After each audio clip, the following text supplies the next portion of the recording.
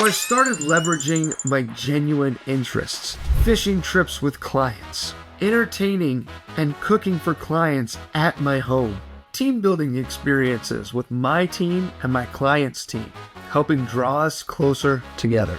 In fact, my biggest deal ever was actually closed around a dining table, eating steak that was paired with an excellent bottle of cab. Not because I was selling, but because we were genuinely connecting, and people want to do business with people that they enjoy.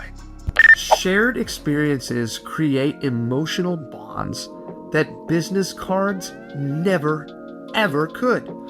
When someone knows that you're an excellent cook, you're not just another contact. When you're trying to go from Clark Kent to Superman, your hobbies become your relationship superpowers. When relationships deepen over time, one client becomes 5 clients through referrals. One partnership leads to 3 more brand new opportunities. One genuine connection opens up new industries to get involved with. Deep relationships don't just refer you once.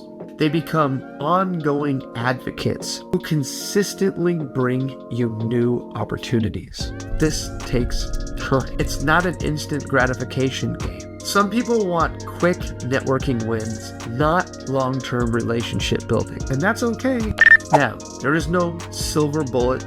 This isn't an instant gratification sort of situation, and that doesn't vibe with some people. Some people are looking for the quick networking wins, not long-term relationship building. And you know what? That's okay. But I will say this: no empires have ever been built on hunting alone. Compound growth beats linear growth every single time. You just have to be patient enough and dedicated enough to let it work. All right. So I needed a framework, a methodology. I needed some kind of way to really lay this out and make it repeatable. So I developed a framework for every single stage of this relationship development process. Initial connection, trust building, value creation, and partnership development. Client feedback started shifting and started getting a lot more positive. People were saying stuff like, "Hey, we love how well you seem to understand our business." Also, there was a few clients where I actually set up shop in their office and started working, acting as if I was part of their team. And you want to know what the feedback was? Working with you feels like we have an internal team member. How about that? I was one. Once people realize that you care about them, trust becomes high and price really becomes irrelevant. High trust equals premium pricing power.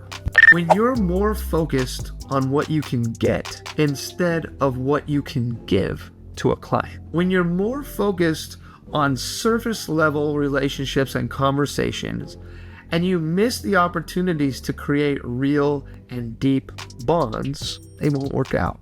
When you're inconsistent with your follow-up and your communication, and let me be the first one to say, I still struggle with this. It's a difficult thing to do, but once you have it down, it's amazing.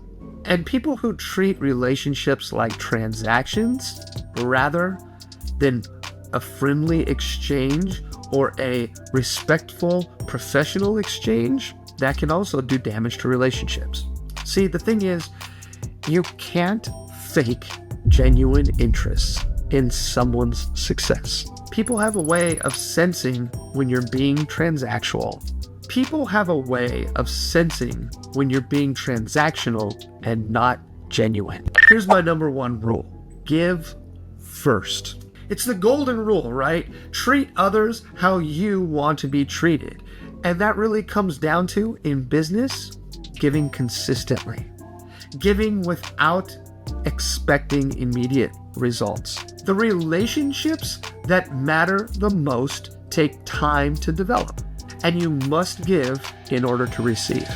Here's what changed everything for me. In reference to the giving that we've been talking about, I stopped asking, how can this person help me? And I started asking, how can I help this person succeed? And honestly, the results speak for themselves.